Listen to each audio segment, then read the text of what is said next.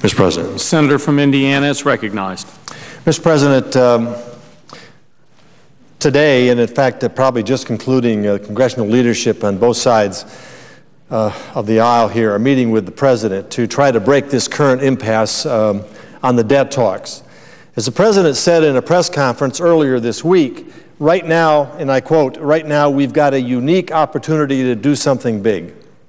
I couldn't agree with that statement any more than I have. I'm glad and pleased that finally, after months of concern and months of urging, we are dealing with this impending debt crisis.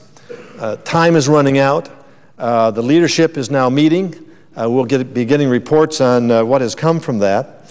I was encouraged by initial reports today indicating the President has agreed to address the issues of entitlement spending, as well as defining the amount of spending cuts that are necessary to put together a credible plan that will see us into a better financial future for all of us, and particularly for this country.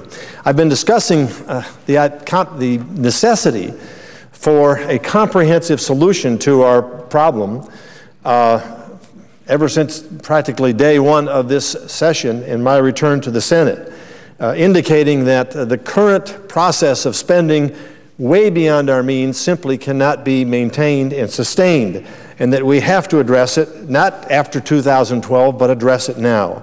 And so I'm encouraged by the talks that are now going on that are beginning to incorporate the elements that I think there is growing consensus, if not almost total consensus, have to be a part of this initiative for it to be successful, to be deemed credible, and for it to avoid the potentially catastrophic consequences of defaulting on our debt and losing our credibility as the place to invest your money for the best safety that you can get.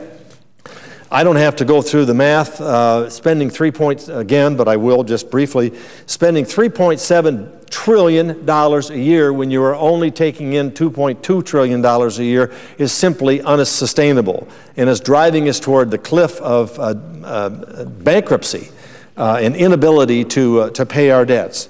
A big driver of that, and the biggest driver of that debt, is clearly the mandatory spending that comes with entitlements. It's no secret we have seen the baby boom generation move through the economy from birth now to retirement, and the programs that were put in place and the promises that were made in terms of benefits to those beneficiaries are not going to be available if we don't address the impending bankruptcy of these programs. Those that have analyzed this have basically said, look, you've got to do something now to keep these programs from going broke in the future. So all of those who say, don't touch my Medicare, don't touch my Social Security, don't do anything, are essentially saying we're willing to ride it out for 2 or 3 more years and then see the whole thing collapse. Those of us that are saying, let's do something sensible and rational now, not taking away any benefits from current beneficiaries, by the way, but doing something that will preserve these programs to the future is absolutely essential. We're trying to save Social Security. We're trying to save Medicare. And we're trying to do the kind of things that are necessary with our mandatory spending to address this total imbalance in place that is driving them into insolvency.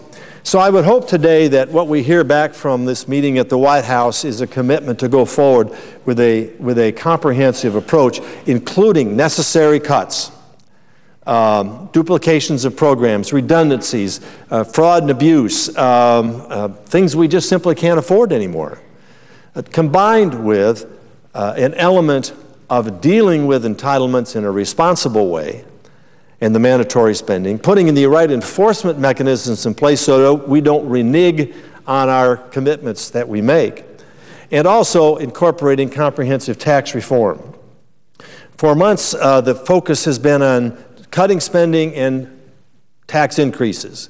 And we've realized that I think another growing consensus is that without comprehensive tax reform, we're not going to be able to address and solve this problem.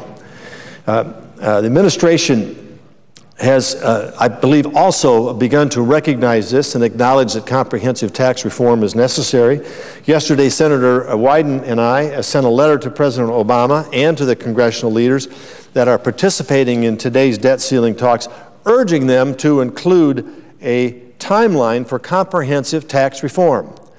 The bill that Senator Wyden and former Senator Gregg put together after 2 painstaking years of negotiations, which I have joined now in Senator Gregg's place after he retired from the Senate, and we've made some modifications of this, is a bipartisan effort to deal with comprehensive tax reform, to go after the 10,000 special breaks in interests and credits and exceptions that are made there for special interest, and to incorporate the savings from that into lower rates to make the private sector more competitive, which we know will bring about growth in the economy and ultimately jobs for the American people, is a necessary component of that. The President's Commission on Fiscal Responsibility and Reform found that resolving the nation's debt crisis demands comprehensive structural change, including, they said, tax reform. There's no better way to raise revenue and reduce the deficit than by growing the economy and putting Americans back to work. And done right, tax reform will create those good-paying jobs and provide businesses and families with the certainty they need to plan for the future. Any revenues raised by closing tax loopholes should be part of a comprehensive plan that reduces tax rates for American families and businesses and creates jobs. I want to repeat that. The whole theory behind this is to take those special interests and exemptions that have been incorporated into the tax code over a 15, 20-year period of time to the total of 10,000 special exemptions, to take a selective portion of that and a significant portion of that and eliminate or reduce those to gain the revenues, allowing us to reduce tax rates on American families and on American businesses so that those businesses can be more competitive, those families will have more discretionary spending. Our businesses currently rank 35 out of 36 in terms of the highest tax rates imposed, some of the highest in the world, and we compete around the world with those countries that are producing the same products, but yet their tax rates are significantly lower than ours, and that puts us at a competitive disadvantage. We can make the best products in the world, and we can outsell anybody in the world if we put our companies and our businesses on a level playing field. And the whole structure and purpose behind the Wyden-Coach tax reform bill is to do just that, to put us on a competitive basis with our competitors by lowering the rates and gaining the revenue to pay for that by ending a lot of these exclusions that have been put in place just for the benefit of a few and not for the many. So we know this won't be easy, and we know it requires Democrats and Republicans to work together to take on the special interests that currently benefit from the broken tax system. And we know that right now that seems very difficult and very challenging. But it's been done before. We had a 1986 tax reform that stimulated the economy in ways that no stimulus has ever done before, brought in significant additional revenues to the Treasury, and put Americans back to work. And so Senator Wyden and I, because this is a bipartisan bill, a Democrat from Oregon and a Republican from Indiana have joined forces with this. We want to signal that this is something that can be done aside from political gotchas, aside from political gain for the 2012 election, and something that we can work together on that will make a commitment to a substantial portion of the necessary action that needs to be taken place in dealing with this impending debt crisis and deficit crisis that has to be resolved by August 2nd or close to that.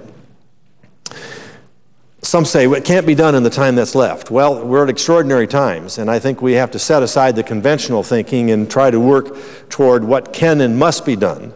But to the extent that it can't be fully incorporated into the law, at the very least, I believe that the package that we're ultimately going to be voting on here needs a rock-hard, firm commitment and instructions to the tax writing committees that this must be done and presented to the Congress in this session so that we can address it and so that we eliminate the uncertainty as to whether we're going to go forward. And it needs an enforcement backup mechanism so that if Congress doesn't act in a timely manner, there will be an automatic process that takes place that does this and presents it to us for a vote. We have a unique opportunity to do something big, to quote the President again, and I commend him for saying that. And I commend him for coming forward saying, we will get off this cut-only, tax-only, stalemate process, and we will begin to address this on a comprehensive basis and put in place those elements that we all know are necessary to achieve success. It will require the House and the Senate and the White House to cast aside political posturing in the 2012 elections, to transcend the politics, to do what is necessary for the future of America, for the future of Americans, to do what is necessary to get our finances and our economy moving again and to get people back to work. We need to transcend that political and do what is right for the future of our country. And Mr. President, I hope we have taken a positive step in that direction today, and I look forward to participating, as I know all of us do, in that process and hopefully assure the American people and ensure the world that America is not at stalemate, that America can address a challenge, that a big challenge, and we can come forward with a sensible solution that puts us on the path to prosperity and guarantees a better future for our children and grandchildren. Mr. President, with that, I yield the floor.